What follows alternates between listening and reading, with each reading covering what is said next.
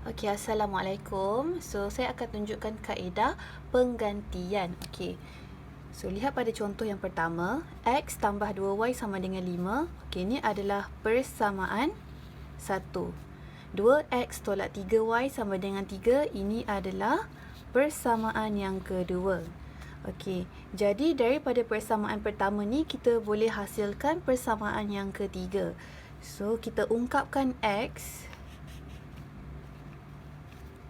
5. Okey. Di sini tambah 2Y. So bila dia pindah di belah kanan, dia akan jadi tolak 2Y. Okey, ini adalah persamaan yang ketiga. Okey, seterusnya kita masukkan persamaan ketiga ni, X sama dengan 5 tolak 2Y ni ke dalam ni.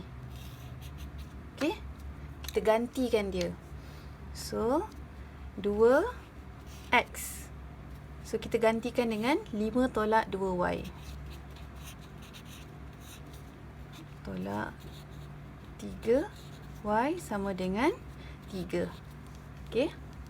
Kita tak boleh masukkan dalam persamaan 1 sebab daripada persamaan 3 kita dapat ni, dia adalah daripada persamaan 1. Okey. Kemudian kita selesaikanlah.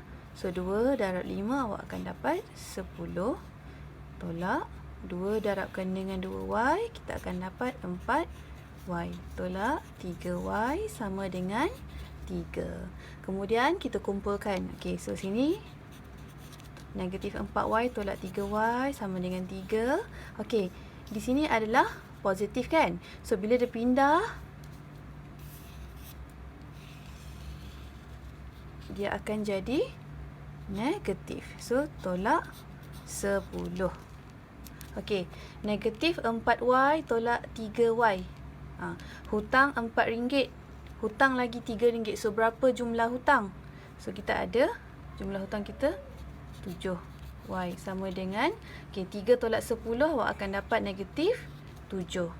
So Y sama dengan negatif 7. Okey, dekat sini dia operasi apa? Sebenarnya darab. So bila dia pindah ke sini, dia akan jadi bahagi negatif 7.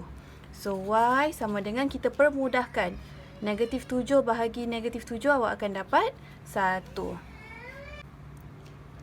Okey, bila kita dah dapat nilai Y sama dengan 1, sekarang kita kena cari X pula. So untuk cari X, kita boleh masukkan Y sama dengan 1 ni kat mana-mana persamaan. Persamaan 1 boleh, persamaan 2 boleh, persamaan yang ketiga pun boleh. Okey, so untuk memudahkan kita masukkan nilai Y sama dengan 1 ke dalam persamaan yang ketiga. So X sama dengan 5 tolak 2Y kan. Okey, ni persamaan yang ketiga. So kita masukkan Y sama dengan 1 ni, kita gantikan dia ke dalam persamaan ni. So X sama dengan 5 tolak 2. Okey, Y kita apa dia? Y nya adalah 1. So kamu akan dapat 5 tolak 2 darab 1, kita akan dapat 2. So X sama dengan 5 tolak 2, kita akan dapat 3. So jadi apabila X sama dengan 3, Y sama dengan 1. Okey. Okey, seterusnya kita sambung contoh yang kedua. 3H tolak K sama dengan 7. Ini adalah persamaan 1. 5H tambah 4K sama dengan 6. Ini adalah persamaan kedua. So dari persamaan yang pertama ni, kita boleh hasilkan persamaan yang ketiga. So 3H tolak K sama dengan 7. So negatif K sama dengan 7. So 3H bila dia pindah ke belah kanan, dia akan jadi negatif 3H. So nak mudahkan kita boleh jadikan K ni positif. So bila sini positif, so sini akan jadi negatif 7.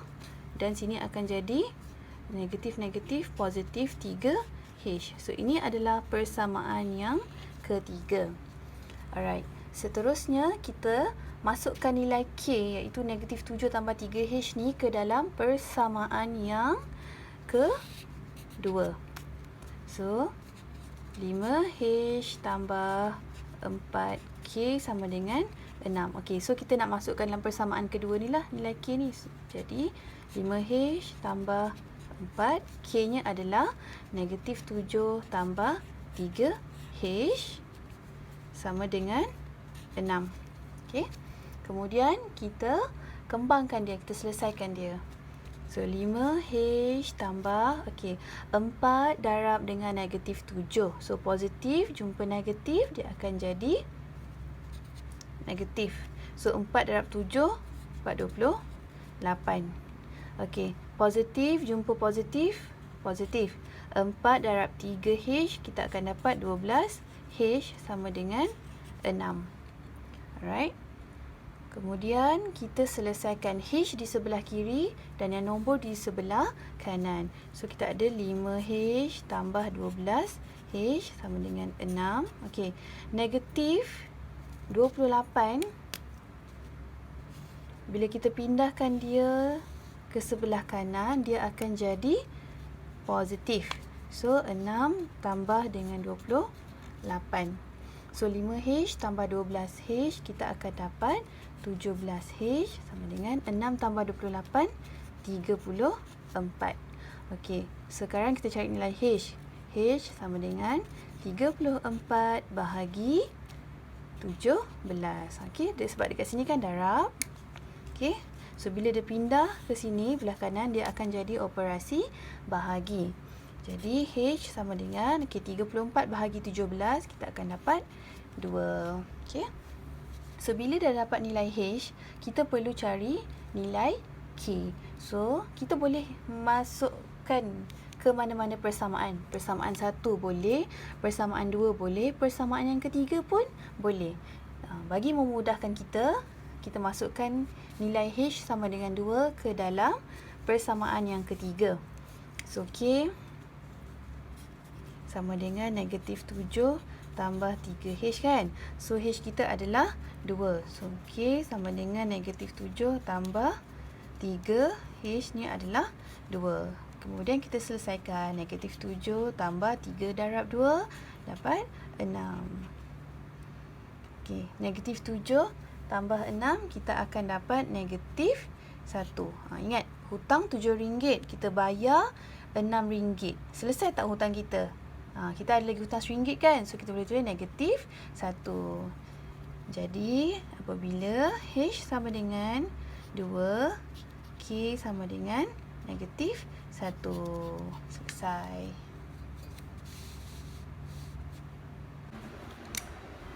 Okey, seterusnya kita akan sambung dengan contoh yang ketiga. Alright, 2K tambah 3H sama dengan 8. Ini adalah persamaan yang pertama. 5K tolak 2H sama dengan negatif 18. Ini adalah persamaan yang kedua. So kita perlu wujudkan lagi satu persamaan. So kita boleh ambil daripada persamaan yang pertama. Okey, so kita boleh pilih nak jadikan K atau H ni sebagai perkara rumus. So untuk lebih memudahkan, so saya pilih K sebagai perkara rumus. Jadi kita perlu pindahkan positif 3H ini di sebelah kanan. So 2K sama dengan 8. So positif kat sini, bila pindahkan di sebelah kanan, dia akan jadi negatif 3H. Okey, so dekat sini 2K betul. So kita nak K sebagai perkara rumus. Jadi 2 di sini kita perlu pindahkan dia ke sebelah kanan lah. So dekat sini darab. So bila dia pindah ke sini, dia akan jadi operasi bahagi. So K sama dengan 8 tolak 3H per 2. Okey, kemudian kita mudahkan dia. K sama dengan 8 bahagi 2, kita akan dapat 4 tolak 3 per 2H. So ini adalah persamaan yang ketiga. Okey, langkah seterusnya kita perlu masukkan K sama dengan 4 tolak 3 per 2H ni ke dalam persamaan yang kedua. Okey, kita tak boleh masukkan dalam persamaan pertama sebab daripada persamaan pertama ni lah yang kita dapat K ni kan. So kita perlu gantikan K ni ke dalam persamaan yang kedua. Jadi 5K tolak 2H sama dengan negatif 18. Okey, ini persamaan yang kedua kan. So kita masukkan K ni ke dalam persamaan kedua. Jadi 5, okay, K nya adalah 4 tolak 3/2 H tolak 2H sama dengan negatif 18. Kemudian kita kembangkan. So 5 darabkan dengan 4 kita akan dapat 20. Tolak 5 darabkan dengan 3/2H kita akan dapat 5 darab 3 15/2H. Tolak 2H sama dengan negatif 18. Okey. Kemudian kita perlu asingkan dia lah. Yang H berada di sebelah kiri. Yang ada nombor ni, pindahkan dia ke sebelah kanan. So sini positif 20. Bila pindahkan dia ke sebelah kanan, dia akan jadi negatif. So ni 15/2H tolak 2H sama dengan negatif 18 tolak 20. Okey. So selesaikan. Negatif 15/2 ni tolak dengan 2H. So awak boleh guna kalkulator. Awak tekan kalkulator, awak akan dapat negatif 19/2H sama dengan negatif 18 tolak 20. Awak akan dapat negatif 38. Okey. So sekarang ni kita nak cari nilai H. So dekat sini awak perlu tahu ya, dekat sini apa dia?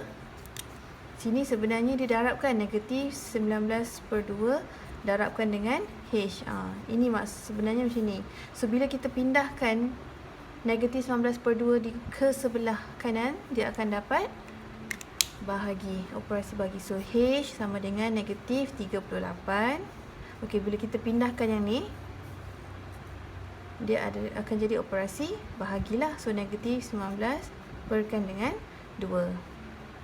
So H, tekan kalkulator, negatif 38 bahagi negatif 19/2. So awak akan dapat H sama dengan 4. Okey. So bila dah dapat nilai H, kita perlu cari nilai K. So boleh je kita gantikan nilai H sama dengan 4 ni ke dalam mana-mana persamaan. Persamaan 1 boleh, persamaan kedua boleh, persamaan yang ketiga pun boleh. So bagi memudahkan kita, awak pilih persamaan yang ketiga. Gantikan nilai H sama dengan 4 ni ke dalam persamaan ketiga. Okey, so saya sambung kat sini. So K sama dengan 4 tolak 3/2 H. Jadi 4 tolak 3/2 H-nya adalah 4. Okey. So kita mudahkan kat sini 4 2 so dapat 2. So 4 tolak 3 darab 2 dapat 6. 4 tolak 6 negatif 2. Jadi apabila H sama dengan 4, K sama dengan negatif 2. Okey.